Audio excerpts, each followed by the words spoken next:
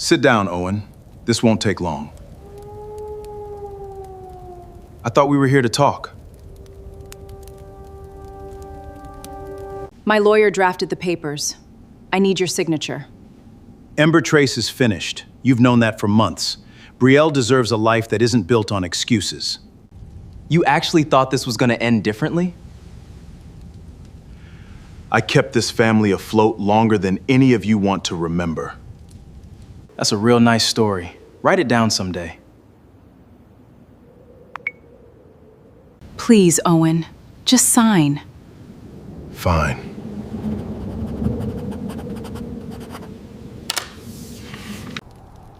Good. You were never enough anyway.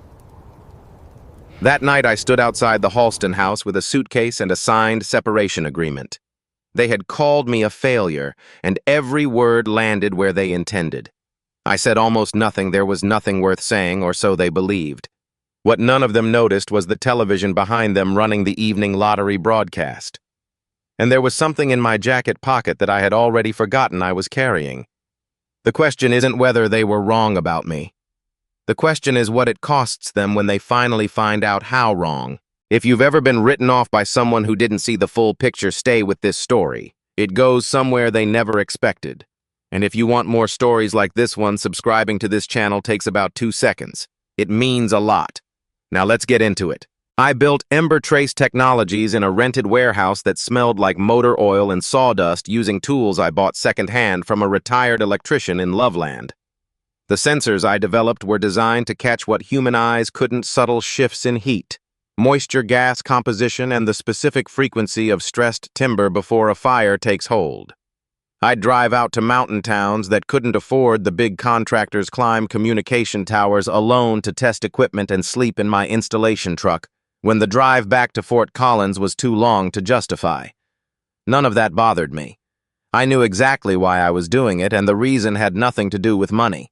My mother was a volunteer firefighter who died in a wildfire outside Estes Park when I was 26. The investigation found that the warning system failed to alert crews until the fire had already crowned. She was 200 yards from the evacuation perimeter when it happened. I spent the next several years learning everything I could about early detection acoustic signatures of dry timber thermal drift patterns in low wind conditions, the precise combinations of atmospheric data that precede ignition. Ember Trace was never just a company. It was the only answer I had to a question that still kept me up some nights. Brielle understood that once. When we were first married, she used to bring coffee to the warehouse on weekend mornings and sit on an overturned crate while I worked. She never asked me to hurry up, never suggested I find something more stable. She said she fell in love with a man who knew what he was fighting for, and that meant something to her. I believed her because in those years, everything she did confirmed it. We weren't wealthy, but we were solid, and I thought that was enough. The Halston family had a different definition of solid. Brielle's father, Vernon, had made his money in real estate development before retiring to a large house in the Granite Hollow neighborhood with a landscaped lot and a 3-car garage. He measured men by the ease of their finances, not by how they'd built what they had or what they'd sacrificed to keep it, but by the visible, immediate comfort of the result. He was always cordial to me in the early years in the way someone is cordial to a contractor. They're not sure they'll rehire. As Ember Trace struggled through its 3rd and 4th year without a major contract, the cordiality faded into something cooler. Brielle's mother. Sylvia never said anything openly unkind. Her method was subtler, mentioning a friend's daughter whose husband had just bought a second property, or noting that another couple had just returned from a cruise to the Mediterranean. She didn't need to say anything directly. The implication accumulated over years until it had the weight of a full argument. Her brother Chase was less careful. He'd borrowed money from me twice, once to cover rent, once to keep a business venture from collapsing, and both times he'd thanked me in the short term and treated me with visible condescension in the long term. I never called it in. I didn't think I needed to. The only person in that family who treated me like a person instead of a balance sheet was Brielle's cousin, Hadley Morse. Hadley was quieter than the others, watchful in a way that suggested she saw more than she let on. She never joined in when the conversation turned critical of me, though she rarely intervened either. I used to think of her as the neutral party, someone who wasn't for me or against me, just present. I understand now that neutrality has its own cost, and she understood that too, even if it took her a while to act on it. Everything changed when Frontier Basin Energy Cooperative came into the picture. They operated power transmission infrastructure across several mountain counties, and their grid ran through some of the highest fire-risk terrain in the state. Their engineers had been studying the Ember Trace system for nearly 8 months. When they reached out to discuss a contract, I drove to the meeting with 3 years of field data and a working prototype that had already outperformed every competitor they'd tested. The deal they proposed would install thousands of sensors along their transmission lines. It wasn't just the largest contract in Ember Trace's history, it was the kind of contract that would let us hire a full engineering team, build proper manufacturing capacity, and expand into the markets we'd been too underfunded to reach. I told Brielle the night I got home from that meeting. She smiled, and for a moment I saw the version of her from the warehouse mornings. I thought we were turning a corner. I should have been more careful about what I was hoping for. 3 weeks before the signing date, a procurement officer at Frontier Basin was placed under federal investigation for accepting payments from a competing contractor. He had no connection to my contract. My deal had gone through a separate review process and had been evaluated on technical merit alone. But the cooperative's legal team froze every active contract pending an internal audit. It didn't matter that I was clean. What mattered was that the revenue I had planned around the revenue I had quietly structured the next 18 months of Ember Trace's operations to depend on disappeared overnight. The bank declined an emergency credit line. An investor I'd been cultivating for 2 years pulled out, citing uncertainty in the sector. Suppliers who had extended terms based on the expected contract started calling in balances. I sold my dedicated installation truck, the 4-wheel drive I'd used for mountain field work, the one with 100,000 miles of rough terrain on it, and used the cash to make payroll for 6 more weeks. I kept my older personal truck for daily use, leveraged other equipment as collateral, and took a bridge loan at terms I wouldn't have accepted under any other circumstances. I did all of it without touching our household savings because I had never used family money to fund Ember Trace, and I wasn't going to start. Brielle stopped asking about the company around that time. I noticed it but didn't raise it, thinking she was giving me space. Then I came home one evening and found a notification on a joint account. A large transfer had been processed that morning to an account I didn't recognize. When I asked about it, she said she had moved the money to a personal account for security in case Ember Trace collapsed, and took everything with it. She said it matter-of-factly, as if she'd already thought it through and decided it was reasonable. I explained that I had never touched our personal savings for the business, that the two were entirely separate, that she had no reason to believe our household finances were at risk. She listened without interrupting. Then she said she understood, but she felt better with the money somewhere she controlled. That was the first time I understood that she had already begun making decisions about a future that didn't necessarily include me in it. The morning of the day, everything ended. I drove up to Juniper Pass to service a sensor array I'd installed 2 years earlier for a volunteer fire station. The station had run out of budget to maintain the contract, and I'd been servicing their equipment for free ever since. Midsummer was approaching, and the region was in its second year of below-average snowpack. The timing mattered. I wasn't going to leave them unmonitored heading into fire season because the accounting didn't work out. I finished the service call around 4 in the afternoon and started the drive back to Fort Collins. On the way down the mountain, I stopped at a small convenience store called Pine Lantern Market to fill the tank and buy coffee for the road.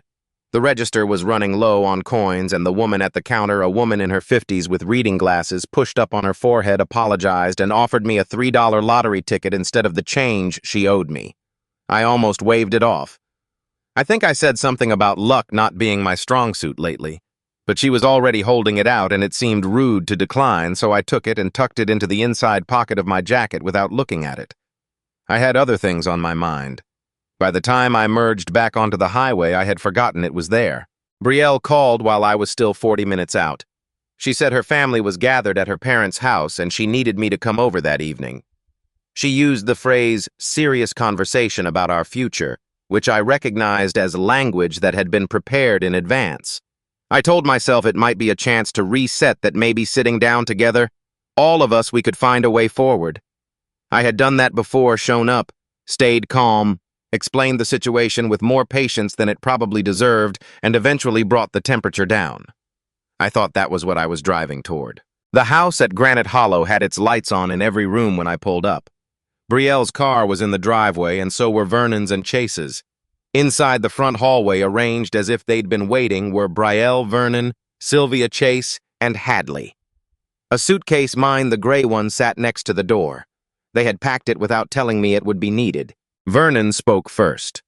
He laid out his position with the composure of someone who had rehearsed it. I had failed to provide stability. I had no realistic path to recovery, and Brielle had endured enough uncertainty. Sylvia added that her daughter had waited patiently for years and deserved a life she could count on. Chase, standing near the far wall with his phone angled toward me, said that Ember Trace had always been a fantasy dressed up as a business plan. He looked satisfied the way someone looks when they've been waiting a long time to say something out loud. I reminded Chase that the money from Ember Trace had covered his rent during the 14 months he couldn't keep a job, and again when his first business venture went under. I said it without heat, just as a fact that deserved to be part of the conversation. He raised his phone slightly and kept it pointed at me, hoping I think for a reaction he could use later. I didn't give him one. Hadley was sitting in the chair near the window apart from the others. She didn't say anything. I noticed she had her phone face up in her lap.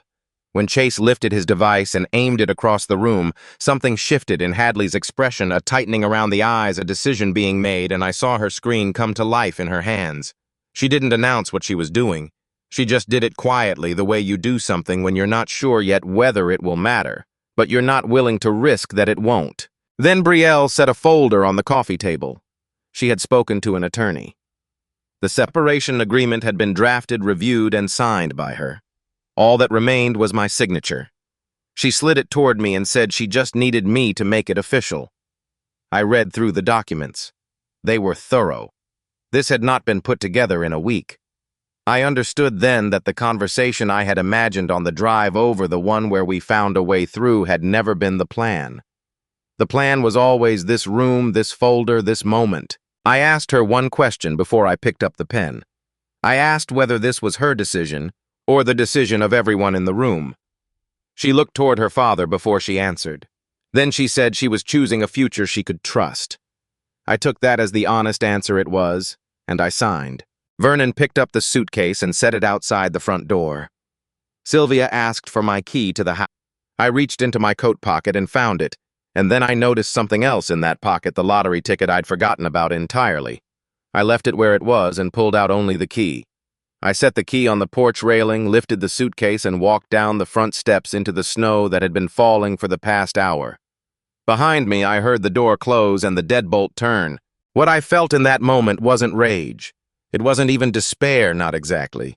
It was the particular flatness that comes when you realize something has been over for much longer than you knew, and that you've been the last person to understand it. I had believed we were in a hard season. I hadn't understood that she had already decided the season was permanent. I got to the end of the driveway before I remembered the one thing that wasn't in the suitcase. My mother had kept a field journal during her years as a volunteer firefighter, a cloth-covered notebook where she recorded conditions, crew decisions, and her own observations from every call she responded to. She'd written in it during the days before the fire that killed her. I kept it in a wooden box on the bedroom shelf, and I had never once left it somewhere I couldn't get it back. Brielle knew exactly what it meant to me. It was not in the suitcase. That was not an oversight. I stood at the end of the driveway for a moment with the snow coming down and the lights on inside the house and my name no longer on the key. I could go back and ask for it. I could ring the bell and explain that it wasn't mine to leave behind, that it had nothing to do with the money or the company or any of this. I thought about what it would look like, me standing at the door I'd just been locked out of, asking for something they knew I needed. I thought about Chase's phone still probably recording. I picked up the suitcase and kept walking. Somewhere in my jacket pocket in a fold of paper. I hadn't thought about since a gas station in the mountains $900 million was waiting for someone to check the numbers. Nobody in that house was going to be that person tonight. I slept in my personal truck that night in the parking lot of a 24-hour diner on the south side of Fort Collins. The heat ran until the tank dropped low enough to worry me, Then I shut it off and pulled my jacket tighter. The snow had stopped somewhere around midnight, and by 2 in the morning the windows had frosted over on the inside. I didn't sleep much. What kept me awake wasn't the cold. It was the specific quality of silence that comes after something ends, when the noise you were used to is gone, and you can't remember yet how to exist without it. I kept returning to the same moment, Brielle looking toward her father, before she answered my question. One glance. Half a second. But it told me everything I hadn't wanted to know about where the decision had actually been made and how long ago. I had walked into that room believing we were in a crisis together. She had walked in knowing we were already on the other side of it. By 5:30, I gave up on sleep and drove to the Ember Trace office. The building was dark when I arrived. I made coffee in the break room and sat at my desk going through the numbers I already knew by memory. What we owed, what we had. How many weeks of payroll I could still cover without the Frontier Basin revenue. The arithmetic hadn't changed overnight. It was still the same wall I'd been staring at for weeks. Only now I was staring at it from a folding chair in an office, rather than from a house that had my name on the mailbox. When the team arrived that morning, I asked them to gather before anyone started work. I stood in the center of the room and told them the truth without dressing it up. I told them I no longer had a place to live, that my marriage had ended the previous night, and that the company's financial position remained serious. I told them I would not be using any of their deferred wages to stabilize my personal situation, that every dollar that came in would go to payroll first, and that if anyone needed to find more stable work immediately, I would write them a reference that reflected exactly what they had contributed here. I said it because I thought they deserved honesty more than they deserved a performance of confidence I didn't feel. Nobody left. A few people looked at the floor. Mateo Ruiz, who had been with Ember Trace since the second year, the man who'd helped me install the first commercial array and had once driven 4 hours through a snowstorm to fix a sensor failure before a prescribed burn, waited until the others had gone back to their stations. Then he came over and held out a key on a plain ring. He had a room above his family's machine shop on Larimer Street, he said. It wasn't much, but it had heat and a lock. He'd used it when his father was sick and he needed to be close to the shop without the drive. He wasn't using it now. I could stay as long as I needed. I tried to find the right words, and mostly failed. Mateo had worked for me through months when I couldn't offer raises through a stretch, when the health insurance lapsed for 6 weeks because I couldn't make the premium. He'd stayed through all of it, and now he was handing me a key. I understood in a way I hadn't fully registered before that loyalty isn't a statement people make. It's a pattern you only see clearly once enough time has passed. I was driving to the machine shop to drop off my bag when I heard it on the radio. A local news segment, the kind that runs between traffic reports. The anchor mentioned that the winning ticket for the previous night's $900 million jackpot had been purchased at a convenience store called Pine Lantern Market, located on Route 14 heading down from the Poudre Canyon. They were still looking for the winner who hadn't come forward yet. I reached into my jacket pocket without thinking. The ticket was still there, folded in half, exactly where I'd put it the afternoon before. I pulled over and sat with the engine idling. I told myself it wasn't going to be anything. The odds of winning a jackpot of that size were roughly 1 in 300 million, and I was not a person to whom extraordinary things happened in the financial category. I looked at the ticket. Then I looked up the winning numbers on my phone. Then I looked at the ticket again. The first number matched. The second matched. I went through all 6 of them twice, then a third time using a different source to confirm the numbers. Every single digit corresponded. I sat there for a long time with the heater blowing and the radio still murmuring, and $900 million in my hand, printed on a piece of paper the size of a bookmark that I had accepted as change from a gas station transaction because the register was short on quarters. The night before, when Vernon pushed my suitcase onto the porch and Brielle looked toward her father before choosing her words, I had been holding this. I hadn't known. Not one of them had known. And the television in the living room, I remembered it now, playing silently in the background, while Vernon delivered his verdict, had been broadcasting the numbers as they were drawn. What I felt wasn't triumph. I want to be precise about that, because the easier story is that I sat in that truck feeling vindicated, already imagining the look on their faces. That's not what happened. What I felt first was something close to vertigo, the particular dizziness of realizing that reality had been different from your understanding of it for the past several hours, and you're only now catching up. Then I thought about my mother's journal still on a shelf in a house I no longer had a key to. Then I thought about my employees sitting at their desks in a building I wasn't sure I could keep the lights on in.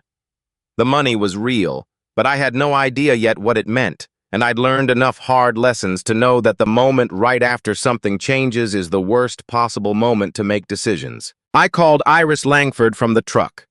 Iris was an estate and asset attorney I had consulted twice before on Ember Trace's structure, thorough, unflappable, and constitutionally opposed to imprecision.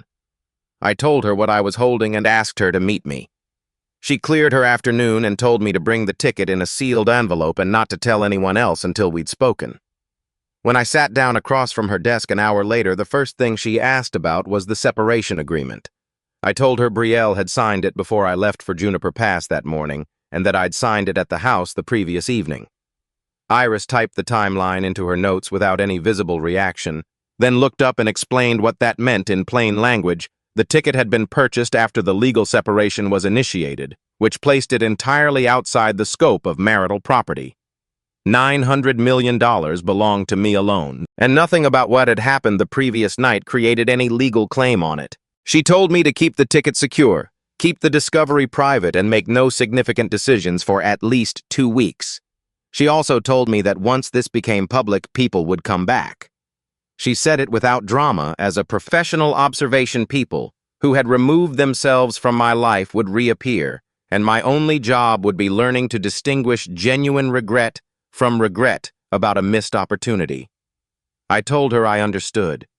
I wasn't sure I fully did yet, but I was willing to try. The weeks that followed were strange in a way I hadn't anticipated. I went to the office every day, ate most of my meals at the diner near the machine shop, and worked through the logistics of Ember Trace's recovery in the same incremental way I'd always operated, one problem at a time in order of urgency. The difference was that now I could actually solve them. I paid the outstanding payroll balances in full. I settled the accounts with every supplier who had been waiting. The bridge loan was cleared. I purchased the warehouse at Forge Creek outright, which meant Ember Trace was no longer one landlord's decision away from losing its primary workspace. I did all of it through the trust structure Iris set up, moving carefully enough that nothing triggered attention before I was ready. Brielle and her family continued to believe I was living above a machine shop and managing a company that was weeks from folding. I didn't correct that impression.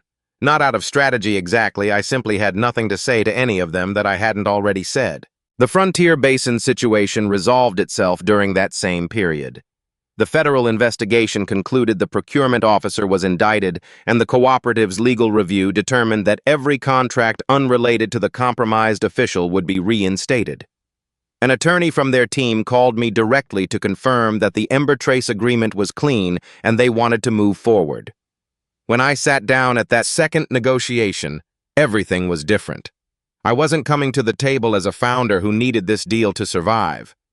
I was coming as someone who had already survived.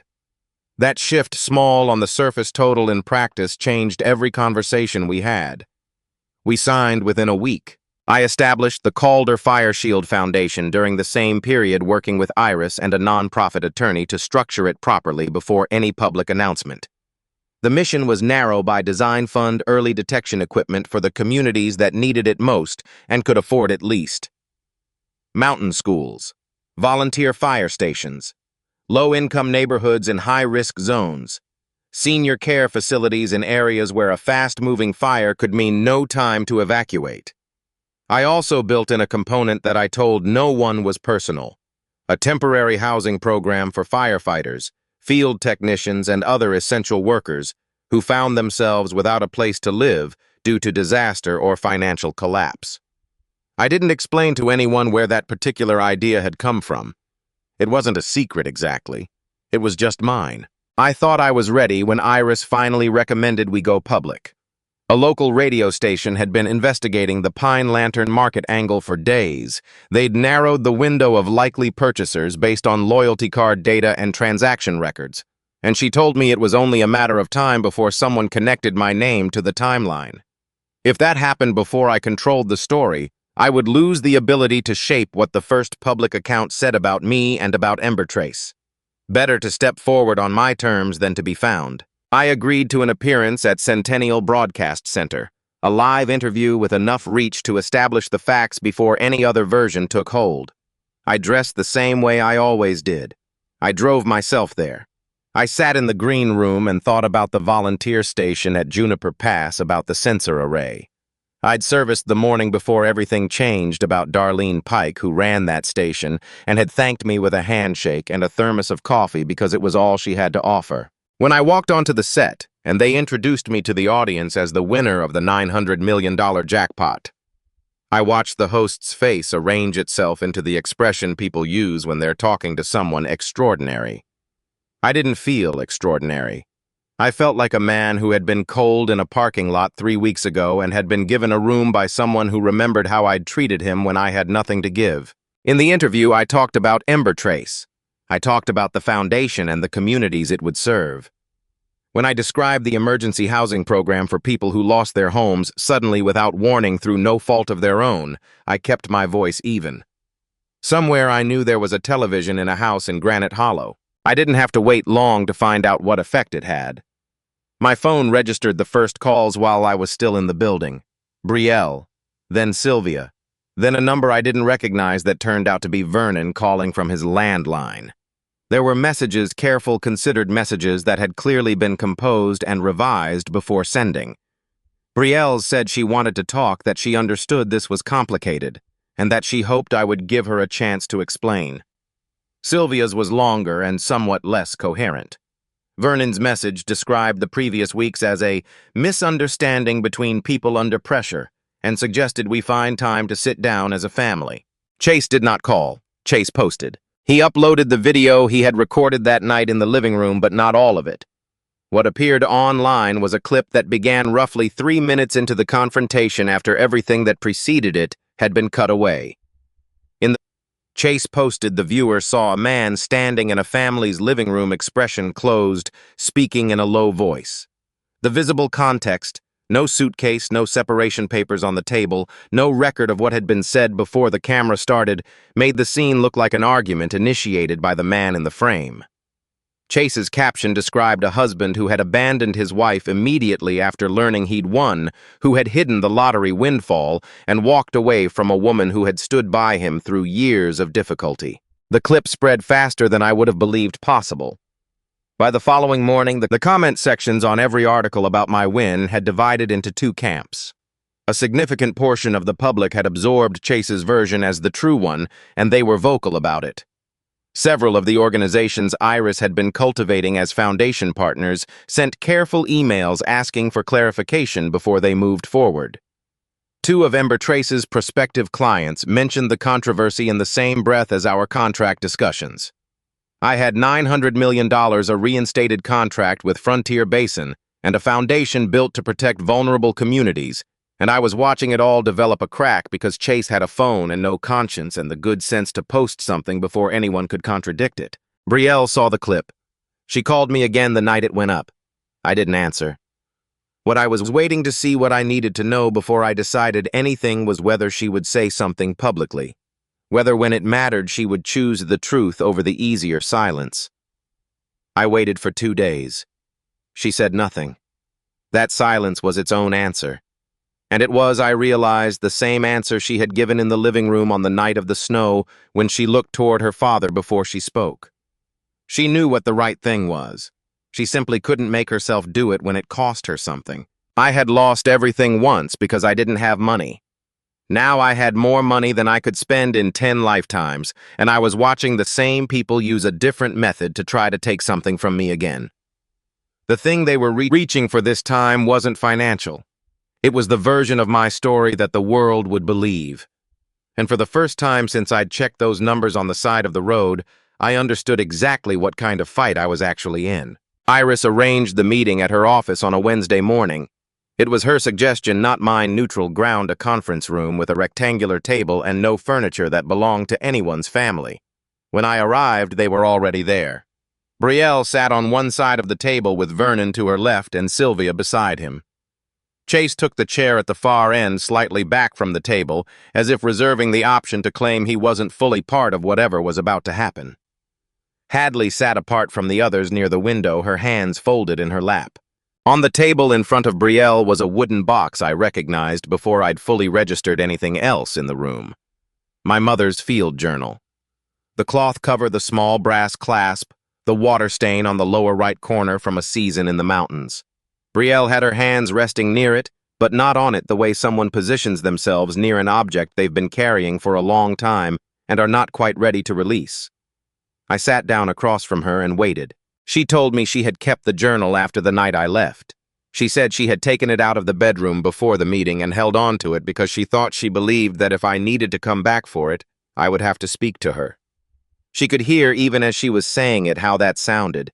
She said it anyway because she had apparently decided that honesty was the only currency she had left that might mean anything. I listened to her explain it without interrupting. When she finished, what I felt wasn't the anger I might have expected. It was something quieter and more final, the specific grief of learning that someone had understood exactly what mattered to you and had chosen to use that knowledge as leverage.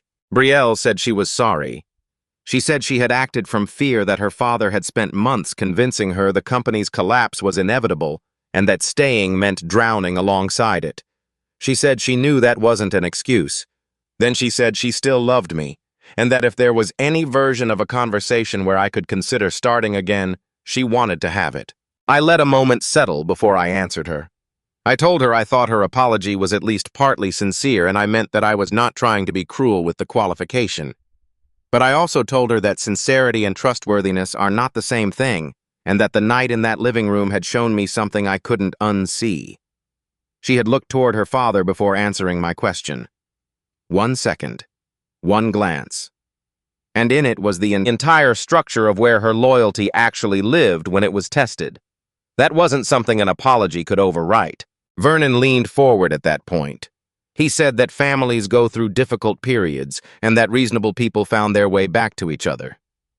His tone was the same measured executive tone he had used the night he pushed my suitcase onto the porch, authoritative, accustomed to being the one who determined when a conversation was over. Sylvia added that Brielle had been a devoted partner for nearly 10 years and deserved to be part of the life ahead of me. I noticed that neither of them said they were wrong. They said the situation was regrettable, that tensions had been high, that words had been spoken in stress. But wrong, directly, personally wrong in what they had done, that word did not appear. Chase said he wanted to talk about the video. He described what happened as things getting away from him, the algorithm taking a post further than he intended, the nature of social media being unpredictable. He said he thought it would be reasonable, given the circumstances, for everyone to move forward without legal escalation. His voice was steady, but I had seen him hold a phone up and angle it at me, hoping I would give him something he could use. I knew the difference between a person who had made a mistake and a person who was negotiating the consequences of a decision they'd made deliberately. Chase was doing the second thing. Then Hadley stood up.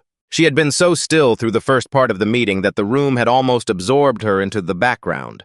She stood with her hands at her sides and addressed everyone at the table, including her own family, with the measured precision of someone who had been deciding what to say for a long time and had finally arrived at the moment. She told us that on the night I was asked to leave the house at Granite Hollow, she had recorded the full conversation on her phone. She said that when Chase raised his device across the room and pointed it at me, something in her decided she wasn't going to let him be the only one with a record of what happened in that house. She had opened her own camera quietly without announcement and let it run. Her recording captured everything. Vernon's opening statement, Chase's comments about Ember Trace, the moment I reminded Chase about the money that had covered his debts, the sound of his voice as he kept his phone trained on me. It captured Brielle presenting the separation agreement and my signature on the documents. And visible in the background throughout the second half of the recording on the television in the living room that no one had thought to watch was the lottery broadcast. The timestamp on Hadley's file showed the recording had begun before the results were announced. The numbers appeared on screen while we were all still in that room, while I was still signing papers and listening to Vernon explain why I wasn't enough. The recording also confirmed what Iris had already established legally. But what the public didn't know, the separation agreement had been signed before I ever walked through that door. I had not won the money and then abandoned Brielle. The legal record of our separation existed before the ticket existed. Chase's video had implied a sequence that was factually impossible, and Hadley's recording could prove it. I looked at Hadley for a moment across the table. She met my eyes steadily and then looked at her hands. She was not performing courage. She was doing something harder. She was sitting in a room with her family and telling the truth at a cost she had clearly already calculated and accepted. I thanked her.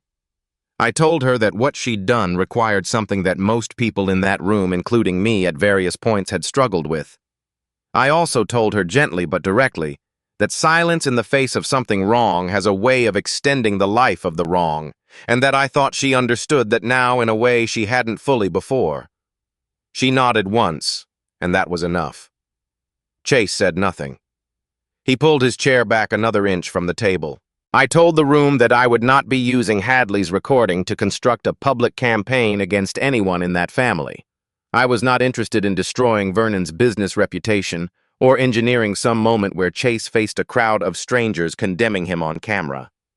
That kind of outcome would require me to dedicate energy to their humiliation, and I had already decided that I wasn't going to let what they had done determine who I became. What I was going to do was release the full factual record. The timeline, the legal documents, Hadley's footage through Iris, in the form of a verified statement so that the public account of what had happened would be accurate. That was not mercy extended to them. It was a boundary I was drawing for myself. Iris released the statement the following morning, accompanied by the documentation and a short excerpt from Hadley's video that showed the television broadcast visible in the background of the living room. The correction moved faster than I expected. By afternoon, the comment sections had shifted. By the following day, several journalists who had run with Chase's version had published corrections, some of them with more candor than I'd anticipated. The Foundation partners who had sent cautious emails all responded within 48 hours. The Ember Trace clients who'd raised the controversy dropped it without further discussion. Mateo sent a message to the entire staff the morning the statement went out. I found out about it later because he hadn't told me he was going to do it, telling the team the facts plainly, and noting that he had worked alongside me since the early years and that nothing in the public record surprised him because nothing in it was inconsistent with the man he had watched run this company. I read that message sitting in the room above the machine shop and felt something I didn't have a precise word for, the particular unexpected weight of being known accurately by someone who had no obligation to say so. Darlene Pike, who ran the volunteer station at Juniper Pass, gave a short interview to a regional outlet. She said that the Ember Trace system I'd serviced for free that afternoon. The afternoon of the day before everything went public had already logged 3 significant thermal anomalies over the past 2 fire seasons, each one triggering an alert early enough to allow preemptive resource deployment. She said I had shown up with my own tools and asked for nothing in return, and that the families living in that valley should probably know that the man the internet was currently arguing about had already been protecting them before he knew he had $900 million to work with. That interview, more than the legal documentation, more than the corrected timeline, was what settled the public conversation. Not because of what it said about me, but because of what it said about what I had been doing before any of this happened. I had one more conversation with Brielle a week after the meeting at Iris's office. She asked me to come to a coffee shop on the north side of town, somewhere that wasn't her parents' neighborhood and wasn't anywhere we'd ever been together as a couple. I went. She looked tired and composed in the specific way that comes after you've done a great deal of crying and have decided to stop. She said she wasn't there to try again. She just wanted to say something that wasn't in any room full of other people. She said she had known that night that what they were doing was wrong. Not wrong in the sense that the situation was complicated or that she had mixed feelings. Wrong in the flat, simple sense of the word. And she had let it happen because the alternative meant standing in front of her father and saying that she disagreed with him, and she had spent her entire adult life avoiding that specific moment. She wasn't asking me to forgive the decision. She was telling me she understood what it had cost, and that the understanding wasn't something she was going to be able to put down. I told her I believed she meant that. I also told her that there was a difference between forgiving someone and rebuilding something with them, and that the distance between those two things in this case was not something I was willing to close. I wished her well, and I meant that too, not in the hollow way people say it when they mean the opposite. I genuinely did not want her to spend the rest of her life in the weight of that night. I wanted her to learn whatever it had to teach her and carry it into something better. But that something better was not going to include me. I looked around the coffee shop before I stood up the ordinary Tuesday morning of it, people with laptops and cups and ordinary problems, and then I looked back at her. "You didn't lose me when I got rich," I said. "You lost me when you showed me who you were." Then I left. The Foundation's first full installation was at Juniper Ridge Elementary School at the edge of a valley that sat in the path of the same weather patterns that had caused 3 significant fire events in the previous decade. I stood on the hillside above the school on the morning the system went live and watched a group of 3rd graders practice an evacuation drill with the focused seriousness of children who have been told this matters. Volunteer firefighters moved through the perimeter, checking the sensor mounts on the utility poles. Families from the surrounding neighborhood stood in a cluster near the access road watching. Mateo became Ember Trace's chief operating officer 6 months after the Frontier Basin contract was signed properly this time with full legal clearance and a ceremony that involved considerably better coffee than anything from the diner on the south side of town where I'd spent that first sleepless night. The engineers who had stayed through the hardest stretch received equity in the company. None of them had asked for it. That was why they were the right people to have it. I moved out of the room above the machine shop and into a house outside Fort Collins with a view of the foothills and enough land to feel the wind when it shifted. On clear nights, I could see the ridgeline above Juniper Pass from the porch. I thought about that sometimes, the sensor array up there running its quiet measurements, logging the data that might give someone's family 1 more hour. On the morning of the Juniper Ridge installation, I brought my mother's journal with me. I opened it to the last entry she wrote a few days before the fire. Her handwriting in that period was smaller and more compressed than in earlier years, as if she was trying to get more onto each page. In that final entry, she had written that a firefighter cannot decide where the fire begins, but can decide what they carry into it. She had meant it practically what equipment to prioritize, what to leave behind, when speed mattered more than weight. But she had also meant it the other way, and she had known that too when she wrote it. I stood on that hillside and understood that I had done what she was describing. The night I walked out into the snow with a suitcase and nothing else, I had carried the same things I had always carried: a belief that the work was worth doing and a decision not to become something smaller in response to people who had treated me as if I already was. The money hadn't created that. It had only given it room to operate. The children finished their drill and went back inside, chattering and slightly breathless in the way of children who have practiced something serious and feel good about how it went. The firefighters ran their final checks. A woman from the neighborhood came over and asked if I was the one who had set this up. I said yes.